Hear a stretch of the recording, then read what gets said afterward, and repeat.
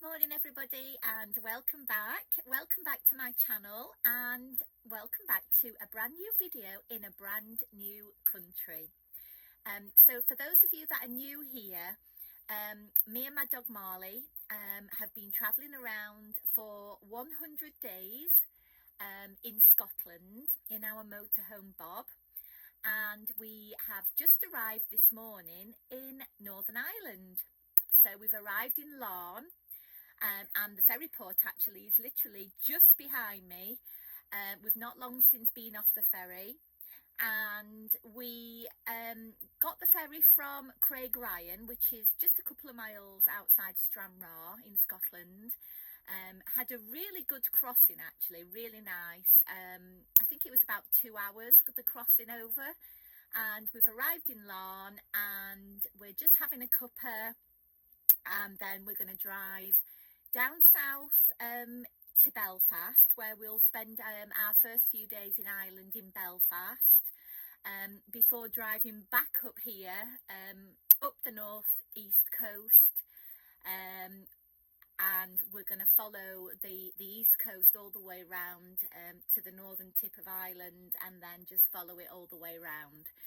So yeah, so I just wanted to say hi, and we've landed, we're here safe and well. We've had a great crossing over, and we're really looking forward now to exploring Belfast. So we'll see you when we get there. So our first stop when we arrived in Belfast was the Dirty Onion pub, which is dog friendly and has one of the largest beer gardens in Belfast, and offers live music and entertainment 7 nights a week. The building is over 300 years old and has a fantastic history. It was formerly a warehouse and traded everything from fish and tea to tinned soup, linen, whiskey and much more. Since opening in 2013, the bar has tried to maintain and expose the building's original features and bring it to life in all its glory. The building is the oldest in Belfast, dating back to 1680, and started life as a fish merchant and general grocer. Next stop for us was the Botanic Gardens, which has tropical plants, giant bird feeders, a rose garden, an alpine garden, mature trees, flower beds and sculptures, and a fantastic glass house. This place was established in 1828 by the Belfast Botanic and Horticultural Society. Now, if you've been following my channel for a while, you'll know that I love to visit a botanical gardens. And I've been going to lots of them on my travels in the big cities throughout Scotland. One of the things I miss about home is my garden and my houseplants.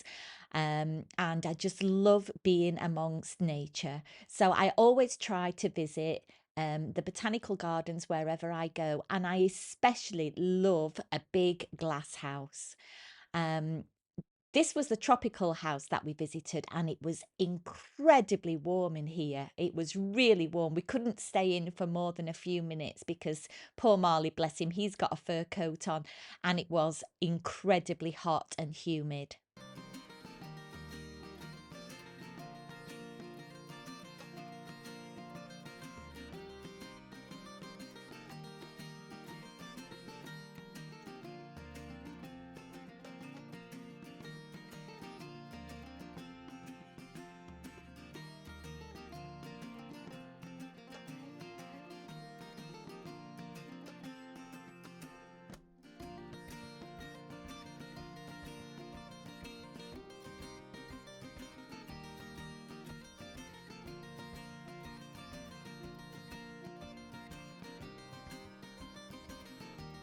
We then arrived at this beautiful rose garden. Oh, the smell was absolutely incredible. It was so lovely just to wander through the different flowers, lots of different roses, lots of different colours, and fantastic, delicious smells.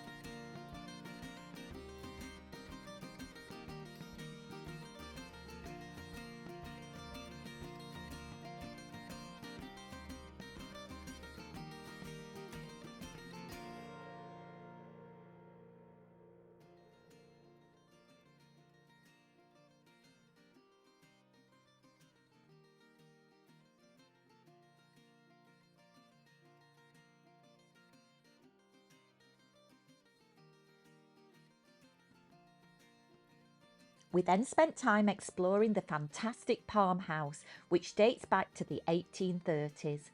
The two wings were completed in 1840 and were built by Richard Turner of Dublin, who later built the Great Palm House at Kew Gardens.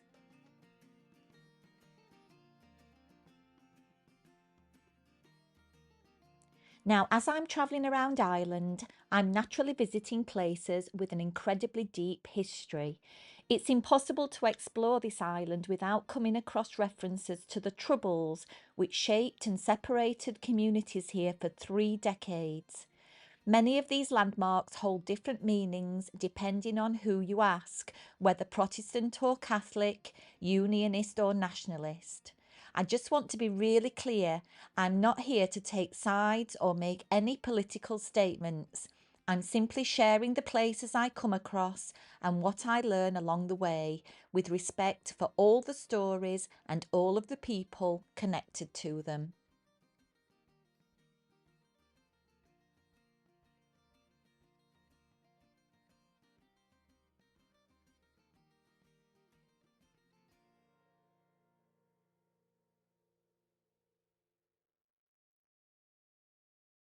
Today I'm exploring the Shankill Road area in Belfast. This neighbourhood has a very strong sense of identity and community, and it's a place where history is visible everywhere you look. The Shankill is traditionally a predominantly Protestant Unionist area, and during the Troubles it became one of the most well-known parts of Belfast because of the tensions and violence that affected daily life here. You'll see murals, memorials and markers that tell the story of the people who lived through those decades. For many locals, these images and memorials represent heritage, loss, resilience and a deep connection to their community. As with many places in Northern Ireland, the meaning behind what you see can vary depending on who you speak to, and that's always something I try to keep in mind when filming here.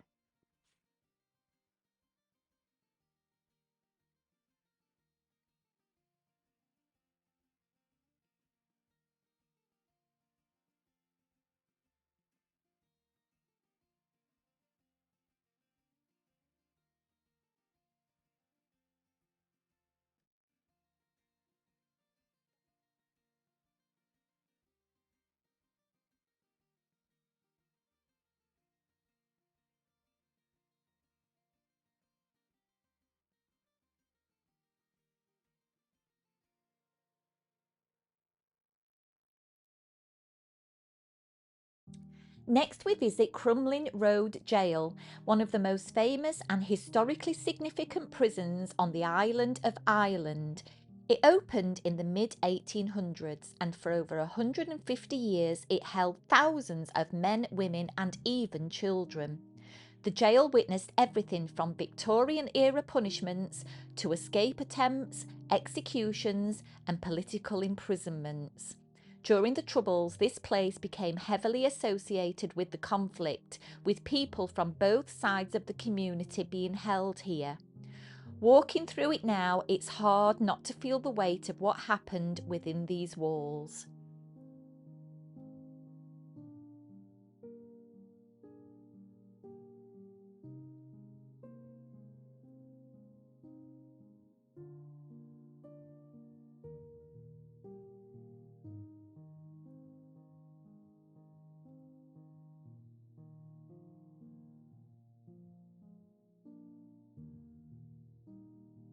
I'm now standing in the very heart of Crumlin Road Gaol, the central hub where all the wings spread out like the spokes of a wheel. From here the guards could see everything, and every movement in the prison was controlled from this point. This was the crossroads of the whole jail, and every prisoner passed through here, no matter who they were or why they were here. It's strange being here now because this space would once have been full of noise, footsteps and the routine of prison life. Today it feels eerily quiet, but you can still sense the weight of what went on in each of those wings.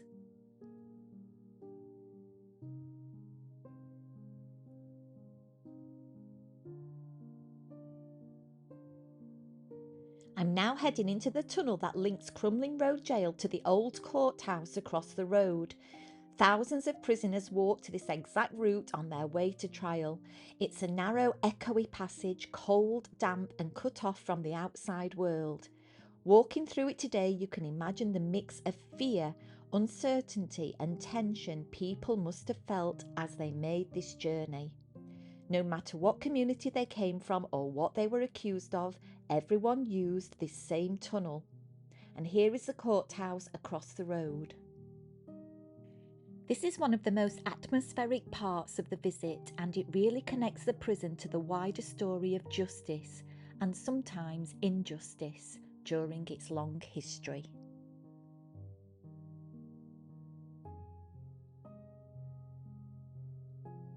Today I'm getting a look at an Orange Order parade, something that's a big part of the cultural calendar in many Protestant Unionist communities here in Northern Ireland and commemorates the Battle of the Boyne. These parades go back centuries and are tied to tradition, identity and heritage for the people who take part. For others, especially in nationalist or Catholic communities, these events can feel very different and carry a lot of historical weight. Like many things in Northern Ireland, the meaning of days like this really depends on where you're standing and your own background.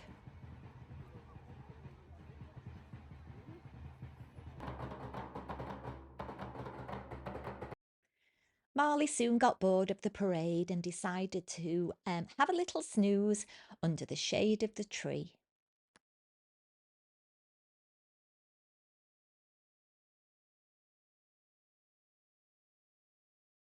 A quick stop at the Queen's University of Belfast to admire this fantastic red bricked building before heading off down to the City Hall. The City Hall is in Donegal Square in the heart of Belfast city centre and first opened its doors in August 1906. The grounds at Belfast City Hall have memorials to the history, people and events associated with the city. The grounds comprise of 2 lawns, the Titanic Memorial Garden, the Cenotaph and the Garden of Remembrance. The City Hall offers self-guided tours where you can pop inside to see the beautiful architecture and the fantastic stained glass windows.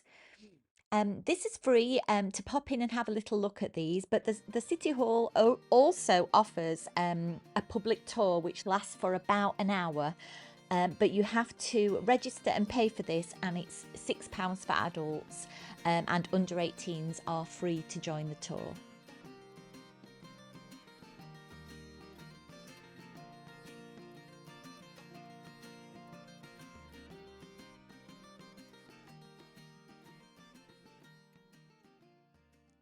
So after all that sightseeing, we decided it was time for a quick refreshment break, and we decided to head to the Duke of York pub. Nestled along a narrowed cobbled alleyway in the historic Halfback area, the Duke offers a traditional Belfast welcome. It's a bar crammed with original mirrors and memorabilia, boasting cold beer, great Guinness and the largest selection of Irish whiskies in Ireland. They play live music, and the international acclaimed Northern Irish band Snow Patrol played their first gig in the bar. So after a very enjoyable, well-deserved pint of Guinness, we headed off to the cathedral. Now, can you imagine heading into your parish church to worship on a Sunday while the walls of this great cathedral were literally being raised around you? This is what happened during the construction of Belfast Cathedral, known locally as St Anne's, to whom the building is dedicated. This site in Donegal Street originally housed a smaller church in a classic style, a gift to the town of Belfast by its landlord, Lord Donegal. This parish church was consecrated in 1776 and called St Anne's after the mother of the Virgin Mary. And Lord Donegal's wife was also called Anne, which probably determined the choice of name. They sing hallelujah.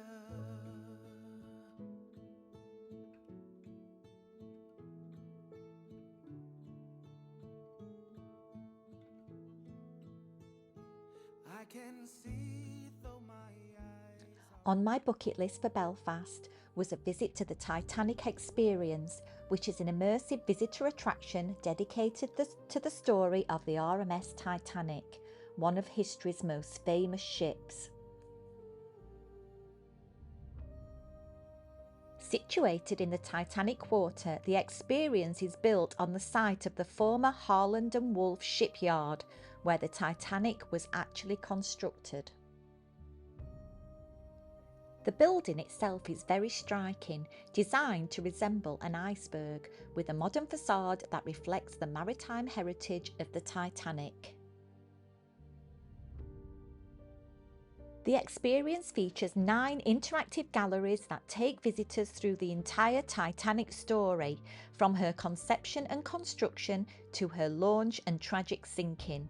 Exhibits include original artifacts, detailed models, and multimedia displays. One of the highlights is an interactive ride that simulates the shipbuilding process, providing insights into the labour and craftsmanship involved. One of Belfast's most recognisable landmarks is the Big Fish, also known as the Salmon of Knowledge. This 10-metre-long ceramic sculpture is a must-see stop for anyone exploring the waterfront area. It's made up of hundreds of ceramic tiles, and each one tells a story. The tiles feature text, images and newspaper clippings that reflect moments in Belfast's history. It's also been said that if you kiss the big fish, you'll gain the gift of wisdom.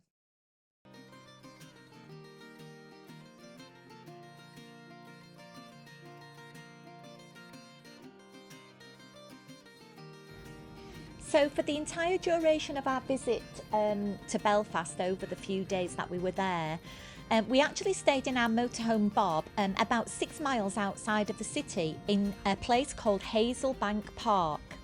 Now you can actually walk or cycle from Hazelbank Park into Belfast along the coastal route, and it takes about 2 hours to walk or about half an hour to cycle, and like I said, it's about 6 miles. But you can also jump on a bus, which we did, and the transport links into Belfast city centre are really accessible. We became really good friends with Alan, the park warden, during our stay at Hazelbank Park, and he was really friendly, and he told us the best place to park, and he also kept an eye on Bob for us when we were away for the day visiting Belfast.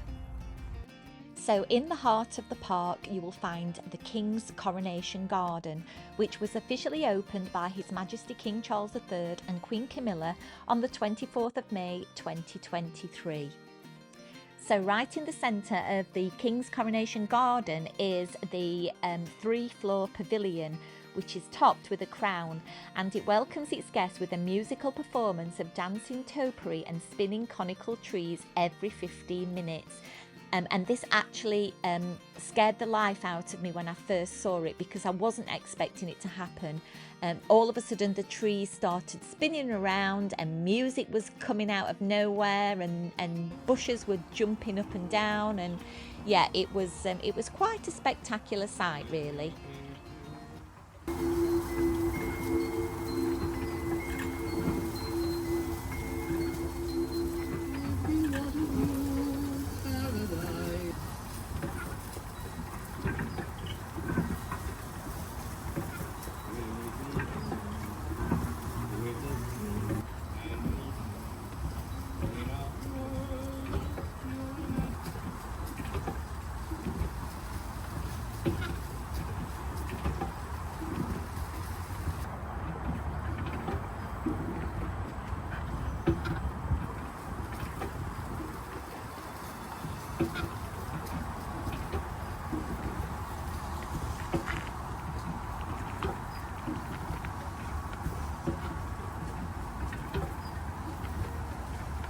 So I'm going to go ahead and conclude today's vlog and leave you with the beautiful garden in Hazelbank Park.